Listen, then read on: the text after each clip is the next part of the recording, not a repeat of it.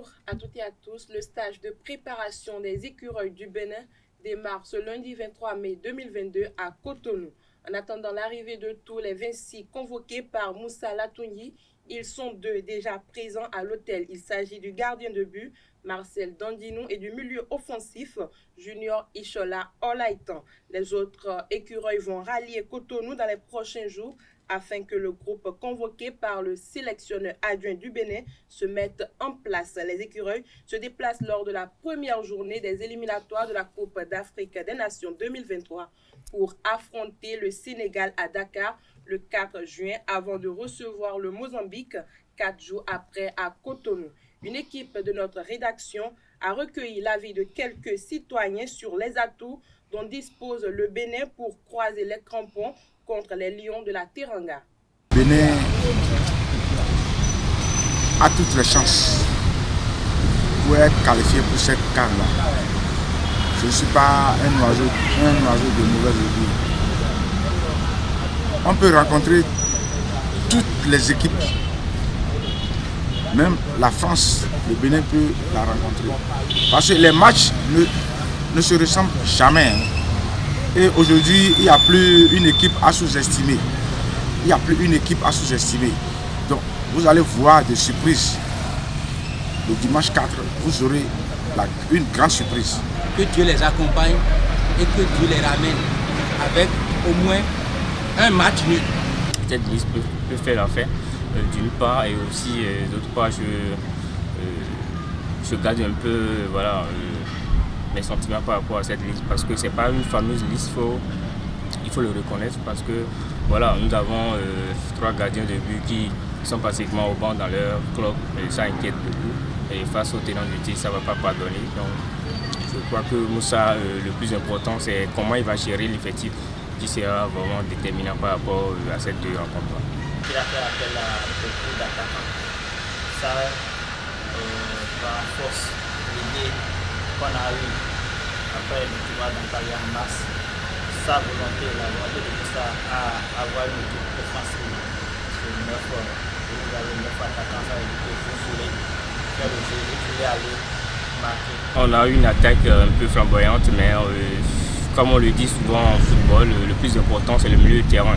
Aujourd'hui on a des attaquants qui inspirent de la confiance. Il y a Mounier, il y a Tossine, il y a le petit Chibozo qui est là. Il y a plein de joueurs. Il y a aussi Kouko qui est là, qui peut toujours apporter quelque chose. Mais le problème est quoi?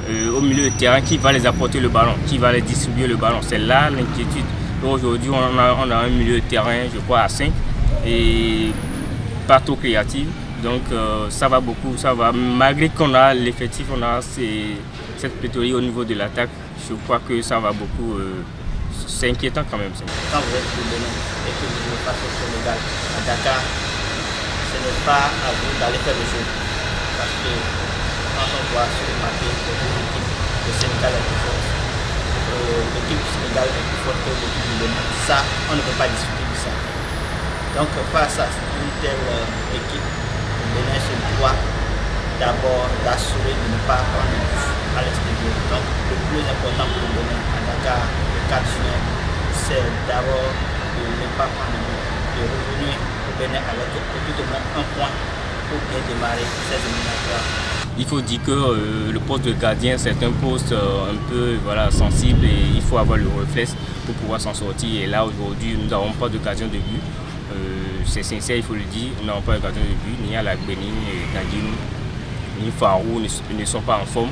Et là, ça va beaucoup peser dans la balance, parce que là, même quel que soit ce que la défense va faire, il faut que le gardien puisse intervenir au moment opportun. Et s'il n'arrive pas à assurer, je crois qu'il va mettre l'équipe en danger. Donc c'est un point faible pour l'effectif de Moussa Latouni. Les écureuils juniors sont de retour au Bercail après le brillant parcours lors du tournoi UFOAB qui s'est déroulé à Niamey. Mathias Degueno et ses poulains ont été accueillis à l'aéroport international Cardinal Bernardin Ganti dans la soirée d'hier dimanche 22 mai 2022 par le ministre des Sports Oswald Omeki et le président de la Fédération béninoise de football Mathurin de Chacus, avec l'accompagnement de la FONFA, du Conseil national des supporters du Bénin. Rappelons qu'après avoir composté leur billet pour la prochaine CAN Junior Égypte 2023, les écureuils U20 ont courbé l'échine face au Nigeria le vendredi 20 mai sur le score de 3-1. Bonne nouvelle pour le Bénin à travers la lutte. Yves Adikpeto Azifon, président de la Fédération béninoise de lutte, a pris les rênes de la présidence de la commission chargée du développement du sport lutte sur le continent. Au terme des travaux du congrès électif des membres de l'Union africaine de lutte à Laoun au Maroc, le président de la FEB Lutte préside à ce poste convoité par une dizaine de pays africains. Cette nomination n'est que le fruit des différentes actions de développement menées en moins de 2 ans au Bénin par l'actuelle équipe dirigeante de la FEB Lutte.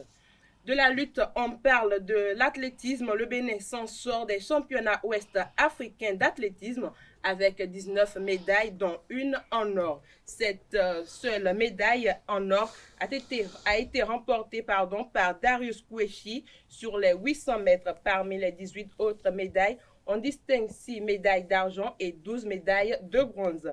Pétanque pour finir, Marcel Biot, Marcel Betaglé et Emmanuel Agoncon ont remporté la 2e étape de l'Open de la rentrée fédérale de pétanque à Parakou dans la douleur. La sélection nationale s'est imposée 11 contre 10 en finale face à la triplette d'Adias de Parakou, composée de Zomanhou, Chérif et Christian. La sélection nationale s'envole demain, mardi 24 mai, en Tunisie pour participer à l'Open international de Tunis du 26 au 29 mai. Elle sera donc absente à Boycon pour la 3e et dernière étape de l'Open de la rentrée fédérale. Sur les 120 triplettes pour cette étape du septentrion sont qualifiées pour la finale à Djadjo, Adias de Parakou, Tchaourou, Solidarité Commissariat, Natitengu et Pengari. C'est tout pour la page des sports de ce matin. Merci pour votre attention.